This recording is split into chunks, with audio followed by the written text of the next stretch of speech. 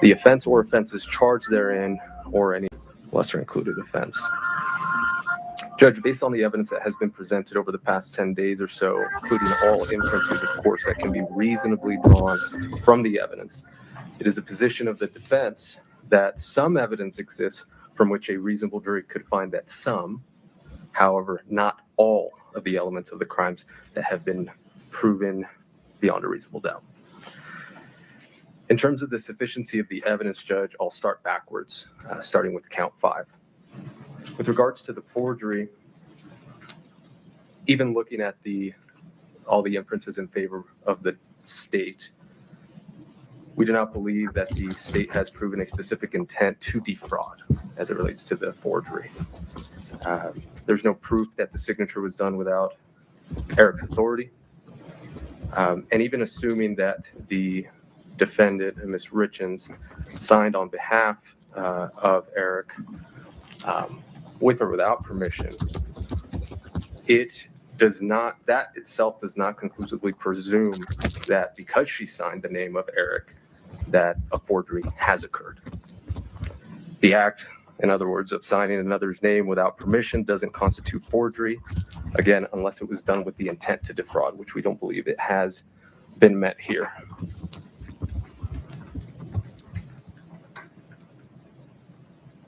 In terms of count 4, and forgive me, Judge, the way I'm approaching this is based primarily on the information, the criminal information, as the facts were laid out there. It was a bit difficult to follow through the testimony as to exactly what the state's position is. According to the criminal information, the basis for the true stage count 4 insurance fraud is that Ms. Richins, or rather True Stage left the voicemail with Ms. Richins requesting a copy of the prescription, any prescription Mr. Richins had for fentanyl. Then later that same day, Ms. Richins informed True Stage that fentanyl was not prescribed and that she had no idea how Eric obtained the fentanyl.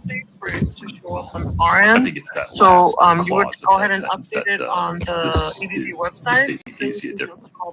And taking that So that we're as their basis, what the evidence Okay, has until shown then, how do I log thus into far anything? has been that Ms. Richins sought and procured oxy from Ms. Lauber, that while Ms. Lauber indicated that it was fentanyl, her source, Mr. Crozier, provided fentanyl. So on the that EDD Mr. site, Crozier did not provide where do I fentanyl. go? Rather, he provided prescription grade oxy. From that moment, from the supplier, Mr. Crozier, to Ms. Lauber, the evidence is that what was provided was oxy. May I ask you a direct question about that? Sure. Why couldn't a jury, properly instructed on the law and consistent with the court's duty when considering a motion for directed verdict, drawing all inferences in the state's favor, view the evidence as showing that Robert Crozier sold to Carmen Lauber 15 to 30 bluish pills marked M30. Okay, Carmen I'll try Lauber it. provided them to Kouri Richins, and then, based upon the testimony of Eric Haskell, Can that you during that tell time me, frame, bluish pills marked M30 likely contained fentanyl. Two responses. One, the testimony from Mr. Crozier as to the quantity and the amount per pill does not jive at all with the Haskell testimony as to how much fentanyl grade, or I guess street level non-prescription pills were going for.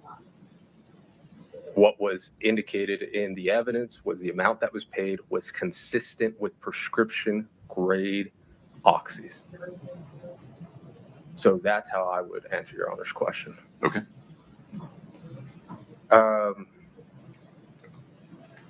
Count 3, as I understand it, is that Ms. Richins, again, according to the criminal information, had indicated a phone number with an incorrect digit, the signature on the application that purported to be Mr. Richins is a forgery. We talked about count 5. And then in the context, and I think it was also the P.O. box. I imagine they were trying to establish that Mr. Richins didn't have access to that or something to that effect. I don't believe any evidence has been presented to that degree, or The P.O. box, circumstantial evidence that Eric didn't know about it. not necessarily. If I view the inferences in the light most favorable to the state. And even with that, Judge, I mean, there was no evidence presented at all that from the Postal Service or anybody saying that Mr. Richins had no idea that that P.O. box existed. There was a statement and a question made by, I believe, the state, but no evidence was presented to show that that was actually the case. That's how I would answer Your Honor's question.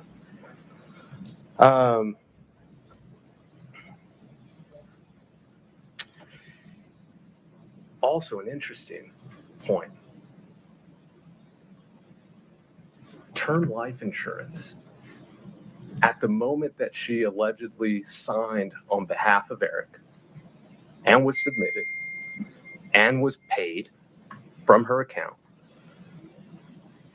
I am not certain that Your Honor could find that that term life insurance actually had value.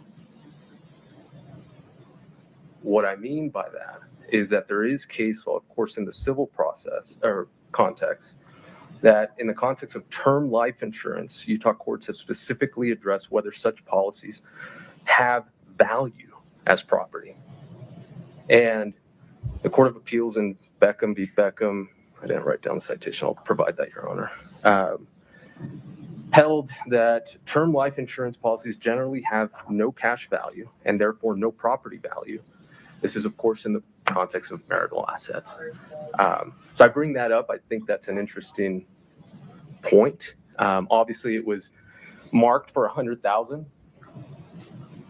but the actual value of that, I don't know, it raises an interesting issue. Doesn't the statute talking about the elements of that particular crime for count 3 talk about property, money, or things obtained or sought to be obtained? Correct. And that was going to be my last point, is at that moment, what the state needed to provide or prove, put forth evidence, is that at the moment that Ms. Richins allegedly signed on behalf of Mr. Richins for $100,000 term life insurance, that at that moment she knew that she was going to attempt to take her husband's life. And I don't believe they've met that, Judge. That's how I would answer that. Okay. With regards to count 2 and 1, most of these arguments overlap, but I will attempt to keep them separate, Judge.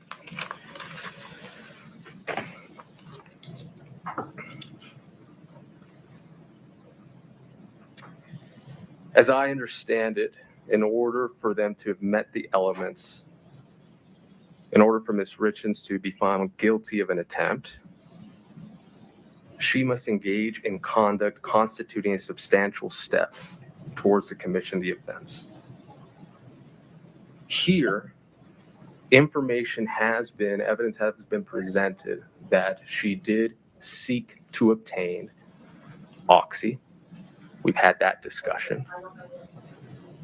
Obtaining that oxy, just obtaining the oxy itself, is mere preparation. There is case law, as I'm sure Your Honor is aware, in State v. Johnson, 821 P2D 1150, that indicates that that is not enough. Coupled with the information that we just discussed as to whether it was oxy, whether it was fentanyl, I believe that's even Ms. Richins' case currently is even in a better posture than Ms. Johnson. So with that, if we look at it in the context of the Valentine's Day, there is no evidence at this point that what was obtained was fentanyl. one, even if it was Oxy, and she sought to obtain that. Beyond that, there's nothing else, no other evidence that indicates that Miss Richins took those pills, the greenish blue ones, I think at that time 15 milligrams is what Mr. Crozier said, and did anything else with it. I think the evidence as to Mr. Richins ingesting a sandwich is clear. In terms of Miss Richins picking it up, absolutely. That his reaction was a result of that and not anything else, I believe that the evidence is scant. Your Honor has a question. No, I'm following. I will say that even in the Johnson case, the evidence was clear that the defendant in that case had actually obtained a specific type of drug, methamphetamine. So even in that case, they knew exactly what was obtained. Here, it's unclear what was obtained. I will add this before I forget. It relates to all of this in your prior question.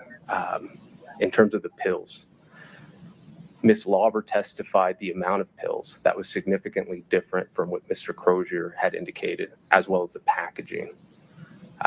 I believe that's important in the court's consideration in terms of what type of pills ultimately were given from Mr. Crozier to Ms. Lauber. This same argument, not to rehash it, applies to count one. And it leaves us with the administering of the drug. Zero evidence has been presented besides that fentanyl was in his system, in his gastric, and it was possibly orally ingested. There has been no evidence in terms of the administering of whatever it was at all. Judge, for those reasons, the defense requests that Your Honor exercise your duty under both the Rule 17 as well as the code, and we move for directed verdict on those counts, Judge, for those reasons, unless Your Honor has any questions. I do not. You'll get the last word.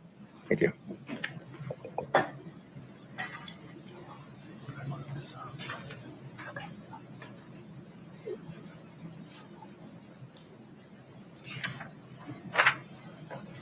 Your Honor, can I perhaps begin by asking the court if the court has any particular element that they would like the state to speak on? No, I understand the standard. I believe I understand the state's theory on each of the counts, especially 1, 2, 3, and 4. Speak to count 5 if you want to. Specifically, Mr. Ramos's argument regarding lack of believable evidence regarding intent to defraud.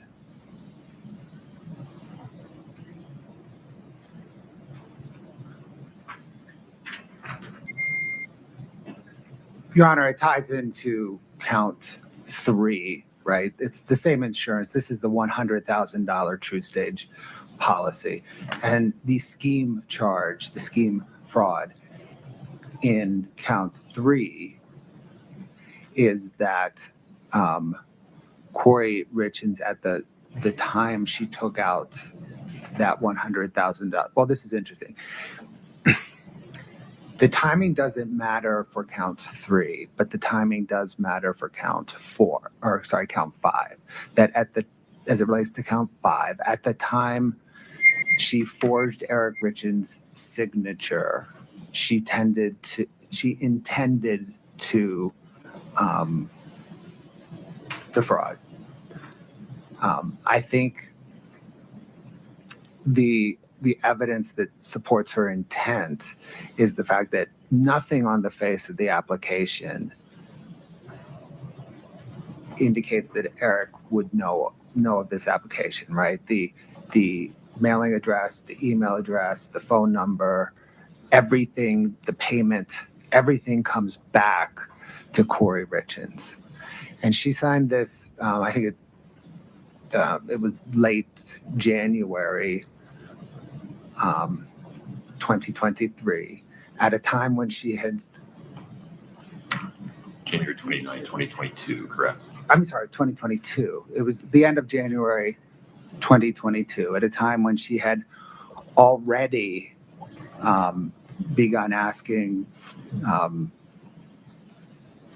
Hayden Jeffs and Carmen Lawler for drugs of some sort, at a time when she had already expressed her interest in starting a fresh life with Josh Grossman, and at a time when, she had told Becky Lloyd that she would be better off if Eric was dead. And at a time when she had told Josh Grossman if he would just go away. So there is sufficient evidence in the light most favorable to the state that a reasonable jury could find that on January the 29th, when she forged Eric Richins' name, she had intended the entire fraud scheme that's charged in count 3. Understood. Anything further? No, Your Honor. Okay. Thank you. Mr. Ramos, anything further, sir?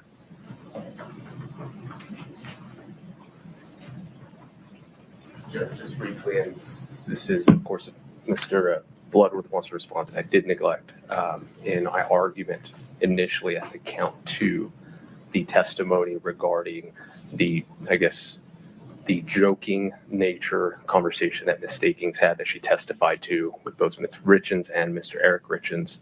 Of course, Your Honor heard that, so I would add that for the record. Understood. Thank you. Thank you. Mr. Bloodworth, anything further? No, Your Honor. All right, folks. I appreciate the argument. This is an important motion. Let me just take 5 minutes to collect my thoughts, and I'll give you a ruling. We'll be in recess until 5 of noon. Thank you. All right.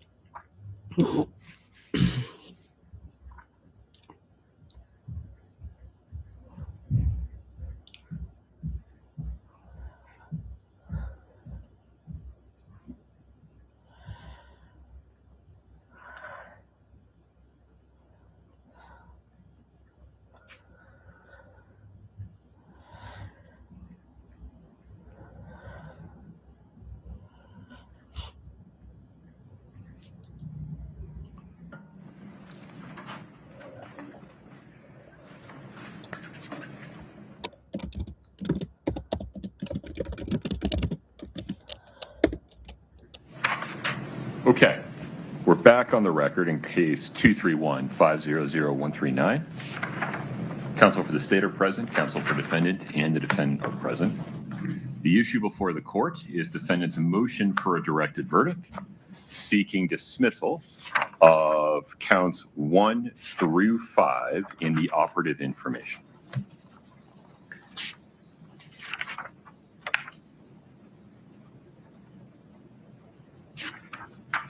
It has long been established that the elements needed to make out a cause of action may be proven by direct and by circumstantial evidence.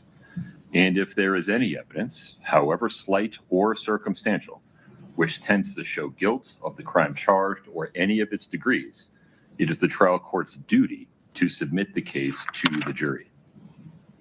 When evaluating a motion for directed verdict, the court is not free to weigh the evidence and thus invade the province of the jury, whose prerogative it is to judge the facts. Rather, the court's role is to determine whether the state has produced believable evidence on each element of the crimes from which a jury, acting reasonably, could convict the defendant. Not will, not would, but could. Moreover, the evidence must be viewed in the light most favorable to the state.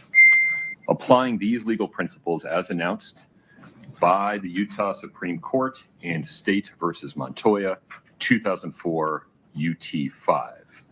The court finds that the state has established a prima facie case against defendant Kouri Richins by producing believable evidence of each element of each crime charged in the operative information. Defendant's motion for directed verdict is respectfully denied. Ms. Nestor, you asked for time to speak with your client to make some strategic decisions. Is between now and 1 p.m. sufficient time? Yes, Your Honor. Okay.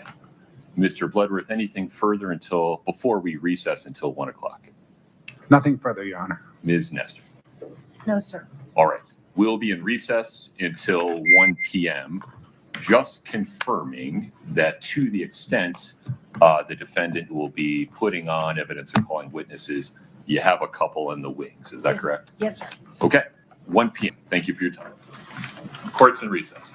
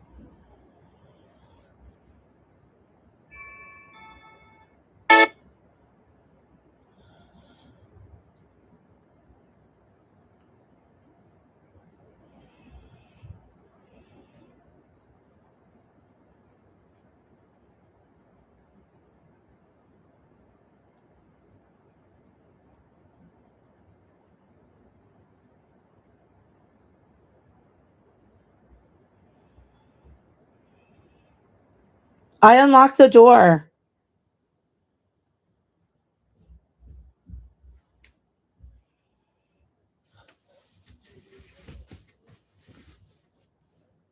It's unlocked.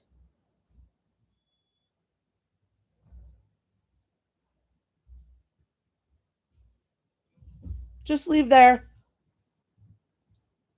Just leave inside the door.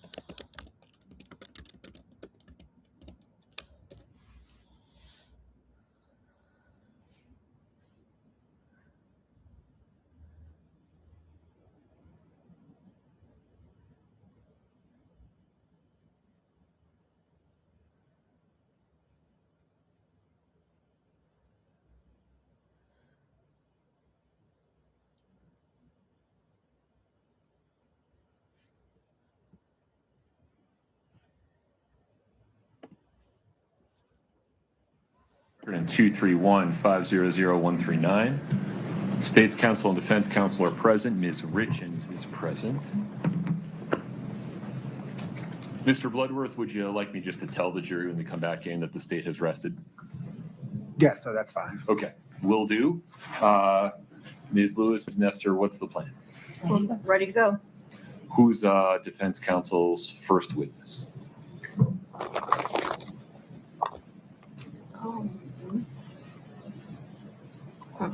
Wait just a minute. Yeah. We have a couple of options. Understood.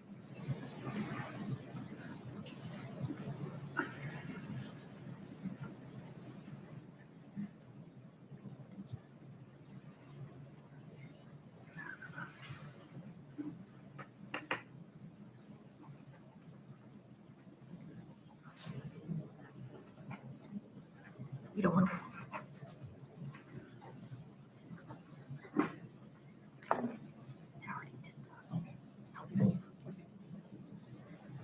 Your Honor, actually, at this time, the defense intends to rest, We should probably do that in front of the jury, yes? right? I Okay. agree. I just want to make sure you've consulted with your client about this. Absolutely. Is now an appropriate time to get a waiver of Ms. Richins' right to testify on the Yes. record? Yes. Yes, you can. Okay. You've consulted with Ms. Richins about her, or advised Ms. Richins about her right to testify, correct? At length. Okay. Ms. Richins, may I ask you 2 direct questions? Yes. Do you understand that you have the right to testify at trial? Yes, I do. Are you following your attorney's advice and waiving your right to testify at trial? Yes, I am. I accept your waiver. I find it's knowing and voluntary. Yeah. Okay, thank you. Anything further on the record, Ms. Lewis? No, Your Honor. Mr. Bloodworth, how would you propose we proceed from here for the rest of today? So let me backtrack a little bit on your earlier question. I think I should then rest in front of the jury. Understood. The defense can then rest in front of the jury. I think then for the rest of today, and I propose tomorrow, the court recess, and that we begin, the parties can work on jury instructions perhaps today or tomorrow, but then we instruct and close on Monday. My face is not telegraphing any opinion one way or the other. I'm just waiting for a response. I don't think we have a problem with that. I thought, we were thinking it might make sense to get the jury instruction conference out of the way and then. I agree with you. May we do it tomorrow? Give the counsel, both sides, a chance to talk to each other about any additional instructions you think might be necessary, narrow any differences or discuss any differences you have regarding any of those, and we can have that conference tomorrow. Yeah, yes, that's fine. Okay. So we'll talk about scheduling about that. Just want to make sure we're all comfortable with the jury being out in the wild between now and Monday morning. Yes? Yes. Yes, sir. Okay. Okay. All right. Are we ready for the jury? Mr. Bloodworth? Yes, sir. Ms. Lewis? Yes, sir. Okay.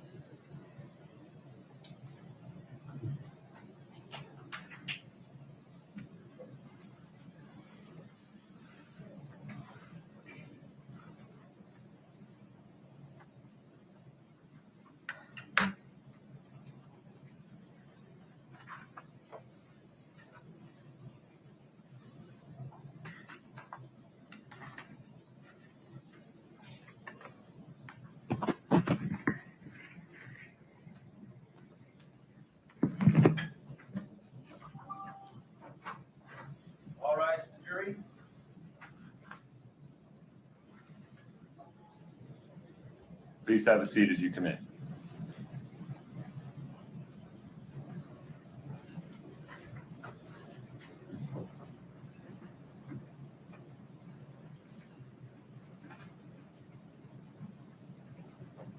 Have a seat. Thank you.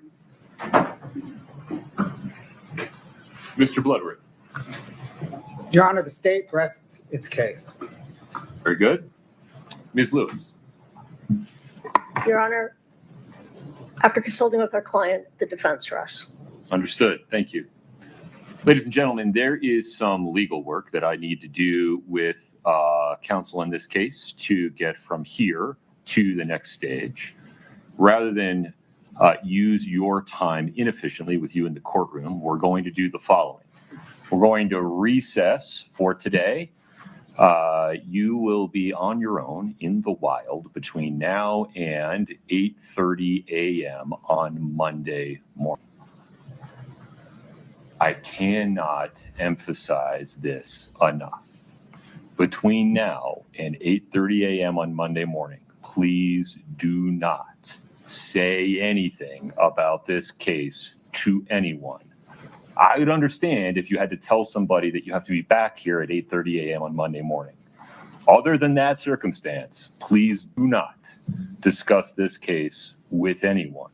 Do not allow anyone to attempt to talk to you about it. It will take affirmative effort and diligence. I need you to use that same affirmative effort and diligence to make sure you avoid watching, listening, or reading anything about this case from any source whatsoever. And please do not do any search, research, query, anything of any kind between now and 8:30 a.m. on Monday morning. Please travel safe. Enjoy your weekend. I'll see you at 8:30 a.m. on Monday. Please rise to the jury.